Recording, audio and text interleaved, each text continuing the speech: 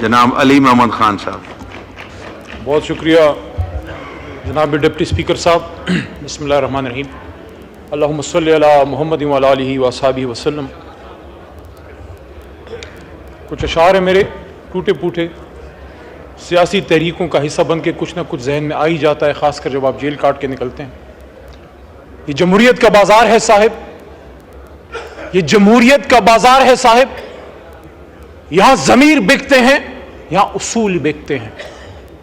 جو نہ بکے یہاں ضرور بکتے ہیں. یہاں سودا ایمان ہوتا ہے، سرعام ہوتا ہے، سر بازار ہوتا ہے. جناب ڈپٹی اسپیکر صاحب، ہم اس وقت جس ایوان میں موجود ہیں اس کا کام ہی آئین سازی ہے. We are called legislators. ہم آئین ساز، قانون ساز یہاں پہ بیٹھے ہیں. ہم اس قابل نہیں ہیں، لیکن اللہ تعالیٰ نے، آپ کی توجہ چاہیے مجھے، اللہ تعالیٰ نے 25 کروڑ عوام کی طاقت اور اپنی برکت سے ہم نے استطاعت دی ہے کہ ہم اپنی ذات سے نکل کے اس سبز ہلالی پرچم اور اس بابائے قوم کی فرمودات کی روشنی میں اس ملک کو ملک بنا سکیں جس کے لیے برصغیر پاک و ہند کی گلی گلی کوچے کوچے یہ نعرہ لگتا تھا کہ بٹ کے رہے گا ہندوستان اور بن کے رہے گا پاکستان. اور پاکستان کا مطلب کیا؟ لا الہ الا اللہ. تو لا الہ الا اللہ کا کیا مطلب ہے؟ جناب ڈپٹی اسپیکر صاحب، آئین کی یہ کتابیں جو ہیں یہ پاکستان چلانے کے لیے ایک مقدس ڈاکیومنٹ ضرور ہے، لیکن صرف ایک کتاب میں تبدیلی نہیں ہو سکتی، وہ قرآن عظیم الشان ہے. اس کے علاوہ ہم نے کبھی بھی یہ نہیں کہا کہ آئین میں تبدیلی نہیں ہو سکتی، قانون سازی نہیں ہو سکتی، because constitution is a living document. آئین میں تبدیلیاں ہوتی رہیں گی، اس کے ہم خوبصورت سے خوبصورت اور مؤثر سے مؤثر تر بناتے رہیں گے. لیکن جناب ڈپٹی اسپیکر صاحب، آئین کی یہ کتابیں ہماری کسی بہن کے سر کے دوپٹے سے زیادہ قیمتی نہیں ہے.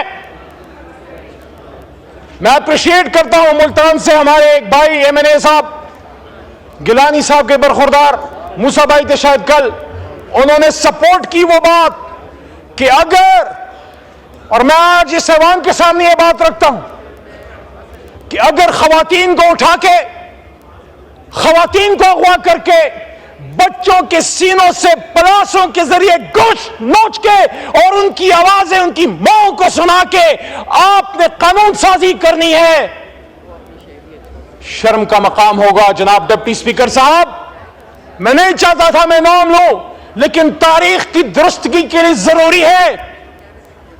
گھر کے سامنے سابق وزیر خارجہ جناب شاہ محمود قریشی صاحب کی بہو، ہماری بہن، میرے چھوٹے بھائی زین قریشی کی گھریلو خاتون وائف کو جب نقاب پوشوں نے اغوا کیا، میرے بھائیوں، میرے دوستوں، آپ اگر اس بات پہ سٹینڈ لے لیتے جب اس ایوان میں آپ کے اور میرے 10 بھائیوں کو اٹھا کے لے گئے رات کو، آج تک 9 ستمبر کی رات تھی وہ، آج ہم 18 اکتوبر کو رو رہے ہیں.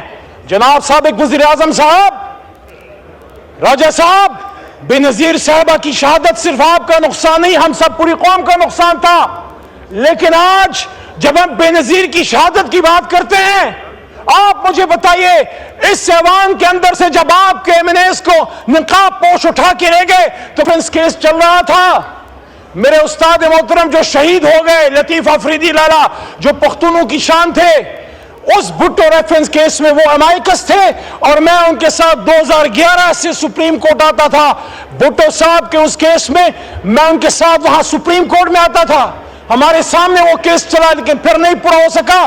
لیکن میں اپریشیٹ کرتا ہوں آج کی سپریم کورٹ کو اور جج صاحبان کو، منصور صاحب اور ان کے ساتھ جتنے ساتھی ان کے ججز ہیں، کہ آج انصاف کرنے کی کوشش کی گئی 50 سال بعد کہ بھٹو صاحب کا ریفرنس جو ہے اس کا فیصلہ کیا گیا کہ وہ فیصلہ غلط تھا. لیکن میں تو اس وقت ایوان میں نہیں تھا، میں تو اس ایوان سے باہر تھا اور میں نے یہاں پہ کھڑے ہو کے موجودہ وزیر اعظم شہباز شریف صاحب کے سامنے یہ بات رکھی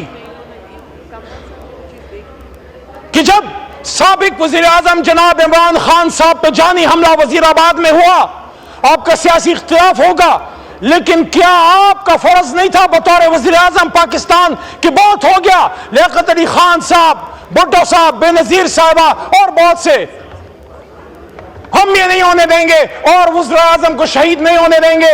عمران خان تو گولی کھا کے، آپ نے کہا کہ 18 اکتوبر کو آپ کے کارکن بے نظیر صاحبہ کے ٹرک پہ وہ گئے اور انہوں نے کوشش کی کہ اپنے لیڈر کو بچا سکیں۔ ان لوگوں کا بھی پتہ کریں جو بے نظیر صاحبہ کو توڑتے ہوا چھوڑ کے کہیں اور نکل گئے۔ لیکن اسی طرح جب وزیر آباد میں عمران خان صاحب پہ حملہ ہوا، ہمارے کارکن بھی لپ کے اس کنٹینر کی طرف، اور وہ مرد بحران جب باہر نکلا تو اس نے اسی طرح ہاتھ اٹھایا ہوا تھا، بدن پہ گولیاں کھا کے۔ عمران خان ڈرا نہیں تھا، جھکا نہیں تھا، خون نکل رہا تھا بدن سے، لیکن ہاتھ مکہ بلند تھا اسلام کے دشمنوں، پاکستان کے دشمنوں کے خلاف، آپ کے خلاف نہیں۔ یہاں پہ میرا ایک چھوٹا بھائی ہے، اس نے کل فلسطین کے حوالے سے عمران خان صاحب کے بارے میں بات کی۔ جناب ڈپٹی اسپیکر صاحب، وہ اس وقت ایوان کا حصہ نہیں تھے جب یہاں ہم نے 2 ایسی کانفرنسز کی۔ یہاں پہ شنگھائی کوآپریشن آرگنائزیشن کا اجلاس ہوا، کامیاب ہوا۔ یہ کامیابی صرف آپ کی نہیں، ہماری بھی ہے۔ یہ کامیابی ریاست پاکستان، حکومت پاکستان، عوام پاکستان کی ہے۔ اسی لیے ہم نے 15 اکتوبر کا اپنا احتجاج مؤخر کیا کہ کوئی یہ نہ کہے باہر کے آنے والے مہمان کہ یہ تو آپس میں مشترک گریبان ہیں، یہ ہمارے ساتھ کیا تعاون کریں گے۔ لیکن ہم وہ بیان نہیں بھولے جناب، جب سابق وزیر خارجہ بلاول صاحب جب اس اپوزیشن میں تھے، اور جب یہی صورتحال تھی اپوزیشن اور حکومت کے بیچ میں، اور انہوں نے یہ بات کی، ہمیں بڑا لوگ کہتے ہیں ایس سی او پہ آپ احتجاج کی بات کرتے تھے۔ بلاول صاحب آن ریکارڈ ہے جب انہوں نے کہا تھا کہ ہم اسی ایوان میں بیٹھیں گے اور ہم دیکھتے ہیں کہ ہاں وہ ایسی کیسے ہوتی ہے، لیکن ہم نے سمجھا، ہم نے اس کو درگزر کیا یا ہم نے اس کو نظر انداز کیا کہ جذبات میں ایک بات کی ایک نوجوان لیڈر نے۔ لیکن آج جب میرے سابق وزیر اعظم میرے لیڈر پہ بات ہوتی ہے، اس کے فلسطین کا سے کمٹمنٹ پہ بات ہوتی ہے، تو اسی ایوان میں سابق وزیر اعظم عمران خان نے یہاں پہ تقریر کرتے ہوئے، جب امت مسلمہ کی لیڈرشپ یہاں پہ بیٹھی ہوئی تھی، انہوں نے کہا، امت مسلمہ کی مردہ لیڈرشپ کو کہا کہ آؤ کھڑے ہو جاؤ، آؤ ایک اسلامک بلاک بناتے ہیں فلسطین کے لیے، کشمیر کے لیے اور امت مسلمہ کے لیے۔ کہاں تھے آپ جو آج سوال کرتے ہیں؟ اور اس وقت آپ کہاں تھے جب یہ آدمی جس کو آپ نے 450 ساڑھے 400 دنوں سے جیل میں ڈالا ہے، جس سے آپ ہمیں ملاقات نہیں کرنے دیتے، پورا نظام ایک شخص کی ایک سٹیٹمنٹ سے ڈرا ہوا ہے، پورا نظام ایک شخص کی طرف دیکھ رہے کہ عمران خان کیا کہے گا۔ عمران خان نے جو کہنا تھا وہ صہیونیوں، نصرانیوں، یہودیوں اور ان کے گٹھ جوڑ کے بیچ میں یونائٹڈ نیشنز میں ایک بات کی تھی، and we will fight، ہم مقابلہ کریں گے۔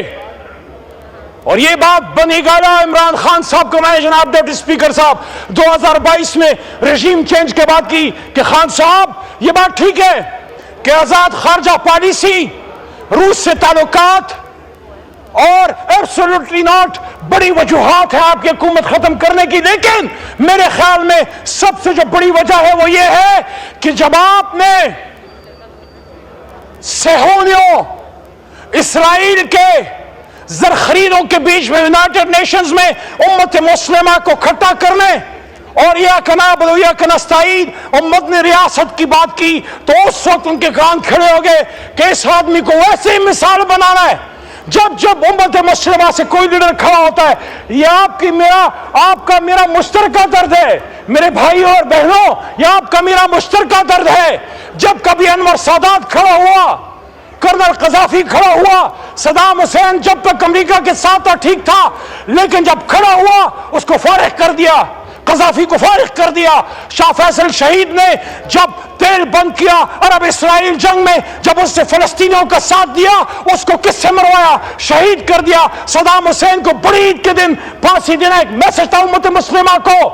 وہ ضیاء الحق صاحب جو پاکستان کے لیے ایک کردار انہوں نے ادا کیا، لیکن جب اس روس ٹوٹا اور اس کے بعد اس آدمی نے یہ کہا کہ اب ہم سینٹرل ایشیا میں اسلام کا پرچم لہرائیں گے، اس کے بعد امریکہ نے کیا کہا کہ نہیں، یہ ہمارا ایجنڈا نہیں ہے، تو انہوں نے نہیں چھوڑا، چاہے سیاسی ہے چاہے غیر سیاسی ہے، جس نے امت مسلمہ کی بات کی ہے اس کو مار کے چھوڑا۔ بھٹو نے جب نیوکلیئر ایسڈز پہ کمپرومائز نہیں کیا اور رد قادیانیت پہ دستخط کر دیا، اس نے خود کہا تھا مجھے پتا ہے میں اپنے ڈیتھ وارنٹ پہ دستخط کر رہا ہوں، تو انہوں نے نہیں چھوڑا۔ ہوش کے ناخن لو، ہوش کے ناخن لو، جب بھی وقت کا کوئی لیڈر پیدا ہوگا امت مسلمہ میں چیلنج کرے گا، جب ٹیپو سلطان پیدا ہوگا وہ کہیں نہ کہیں سے میر جعفر لا کے، میر صادق لا کے پیٹ سے وار کریں گے۔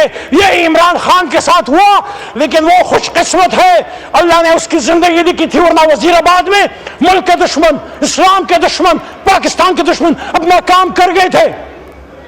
تو میرے دوستو، آپ آئین سازی کیجئے لیکن لوگوں کے سروں سے دوپٹے چھین کے نہیں، آپ آئین سازی کیجئے لیکن فیاض ہمارے ایم این اے ہے، آپ کے بھی بچے ہوں گے، آپ کے بھی بیٹے ہوں گے، فیاض صاحب کے بیٹے کا اس کے بدن کا گوشت پلاسوں سے کھینچ کے اس کی ماں کو اس کی چیخیں سنائی گئی اور کہا گیا اب بولو اپنے باپ کو، اب بولو اپنے خاوند کو کہ وہ اپنا ووٹ ہمیں دیتا ہے نہیں دیتا، ترمیم کے حق میں دیتا ہے نہیں دیتا۔ یہ کیسی آئینی ترامیم ہے جس میں ہمیں اس کو اغوا کرنا پڑ رہا ہے؟ یہ کیسی آئینی ترامیم ہے جس میں سعد اللہ بلوچ، وہ کشمیر میں تو نہیں رہتا، مقبوضہ کشمیر میں، سعد اللہ بلوچ جو ایم این اے ہے ہمارے اس معزز ایوان کا، وہ فلسطین میں تو نہیں رہتا، وہ غزہ کا باشندہ نہیں ہے، وہ پاکستان کا اور پاکستان کے دل پنجاب کا باشندہ ہے۔ اس کی وائف، اس کی بیٹی اور ان کی خالہ کو اٹھا لیا گیا اور تھریٹ کیا گیا کہ آؤ ووٹ کرو ان ترامیم کے حق میں، ورنہ آپ کے ساتھ یہ اور یہ کیا جائے گا، یہ آپ کی ترامیم ہے۔ آپ سوال کرو بلاول صاحب سے، میاں نواز شریف صاحب سے سوال کریں کہ کیا یہ سب آپ کی مرضی سے ہو رہا ہے؟ راج صاحب، یہ کافی نہیں ہے کہ آپ یہ کہیں کہ ہم نہیں کر رہے، ہو سکتا ہے آپ نہ کر رہے ہوں لیکن حکومت آپ کی ہے، حکومت مسلم لیگ نون کی ہے، صدر پاکستان پیپلز پارٹی کا ہے۔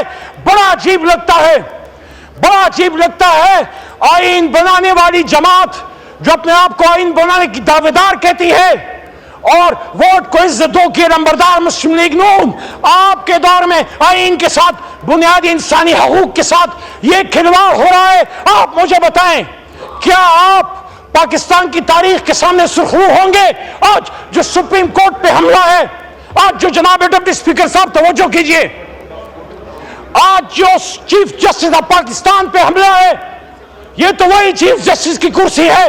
بڑا شہید بی بی کی بات کرتے ہیں، صرف قربانیوں کو ہم نے کیش نہیں کرنا، ان کے قربانیوں کا جو ماخذ ہے، اس کا جو اصل ہے اس پہ عمل کرنا ہے۔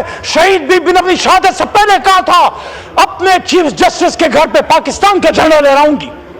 میاں صاحب خود نکلے تھے، لانگ مارچ کیا تھا چیف جسٹس صاحب کے لیے اور سپریم کورٹ کے لیے۔ قاضی حسین احمد صاحب نے قربانی دی اور ہمارے لیڈر عمران خان صاحب نے جیل کاٹی آزاد سپریم کورٹ کے لیے۔ تو جناب ڈپٹی اسپیکر صاحب، جب اتنی قربانیوں سے ہم نے اپنے سپریم کورٹ کو مضبوط کیا، چیف جسٹس کو توانا کیا، اس کی کرسی کو تگڑا کیا، آپ پھر کیوں اپنی باتوں سے پیچھے ہٹ رہے ہیں؟ آپ کیوں پھر سپریم کورٹ پہ حملہ آور ہو رہے ہیں یا اپنا کندھا دے رہے ہیں؟ کیا ایک ملک میں دو وزیر اعظم ہو سکتے؟ کیا ایک ملک میں دو آرمی چیف ہو سکتے؟ کیا ایک جماعت میں دو چیئرمین ہو سکتے ہیں؟ اگر